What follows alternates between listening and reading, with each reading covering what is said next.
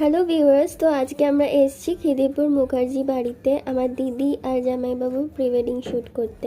তো ওখানে যাওয়ার পর ফটোগ্রাফার মৃগাঙ্কদার কিছু ছবি তুলছিল, কারণ তখনও দিদি রেডি হয়নি। তো তারপর ও রেডি হয়ে এসেছিল আর এরকম দরজার সামনে দাঁড়িয়ে দাঁড়িয়ে দেখছিল কিভাবে মৃগাঙ্কদার শ্যুট হচ্ছে। দুজনকে ভীষণ সুন্দর লাগছিল। তো তারপরে ফটোগ্রাফাররা ওদের কিছু কাপল ছবি তুলছিল আর এখানে ওরা দুজন বেশ মজা করে বসে গল্প করছিল।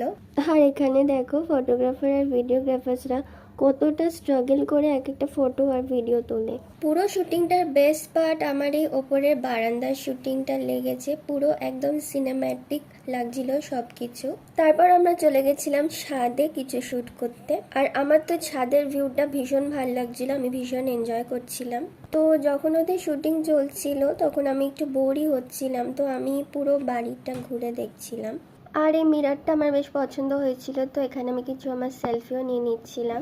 এই বাড়িটার একটা শর্ট ভিডিও আমার চ্যানেলে শেয়ারও করা আছে। তো তারপর একটু খাওয়া দাওয়া সেরে আমরা চলে গেছিলাম আমাদের নেক্সট লোকেশন ময়দানে।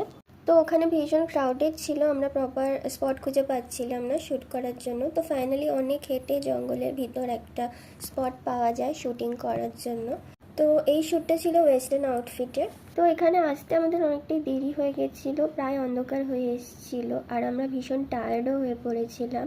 তো তাড়াতাড়ি কিছু শ্যুট করে আমরা বাড়ি ফিরে এলাম।